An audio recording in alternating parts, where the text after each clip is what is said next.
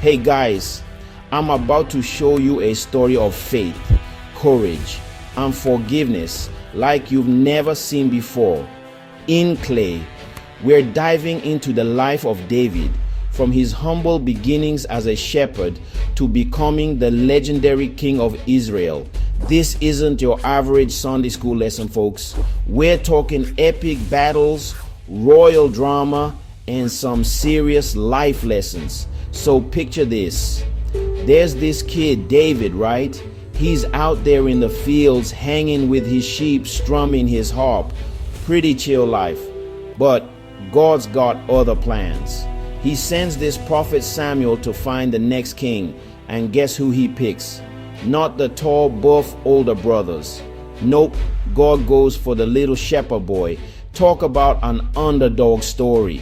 Samuel pours oil on David's head. And boom, the future king is chosen.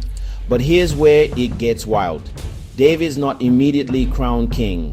Instead, he faces this massive Philistine warrior named Goliath. David, armed with just a slingshot and some smooth stones, goes up against this 9-foot tall killing machine. And boom, one stone to the forehead and Goliath's down for the count. Now you'd think being the king's personal musician would be a sweet gig, right? Wrong. Saul starts getting super jealous of David, especially after our boy takes down Goliath. So he starts trying to take David out. We're talking spear throwing, assassination attempts, the works. But David's always one step ahead, dodging danger like a pro. And get this, even when David has a chance to take Saul out, he doesn't do it. He's all about respect and doing the right thing, even when it's tough. David cuts off a piece of Saul's robe, but spares his life. After years of playing cat and mouse with Saul, David finally becomes king. He's got to unite all these different tribes, deal with enemy nations, and establish his capital. So what does he do? He conquers Jerusalem, which becomes known as the City of David. Pretty boss move, right? He brings the Ark of the Covenant, this super holy object, to Jerusalem. And man, does he celebrate. We're talking dancing in the streets, music, the whole shebang. David's not afraid to show his joy and worship in public, even if some people think it's undignified.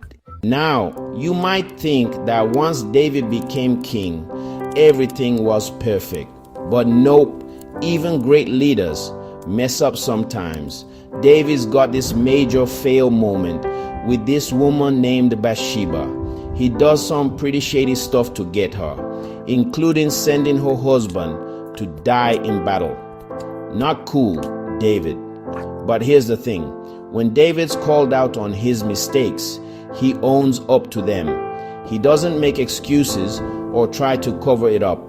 He admits he was wrong and asks for forgiveness. And there you have it, folks.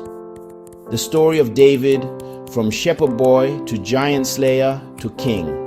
It's a wild ride full of ups and downs. But through it all, David shows us what it means to lead with faith, courage, and humility. So next time you're facing your own giants, remember David's story. And hey, if you enjoyed this claymation journey, don't forget to like, subscribe, and share.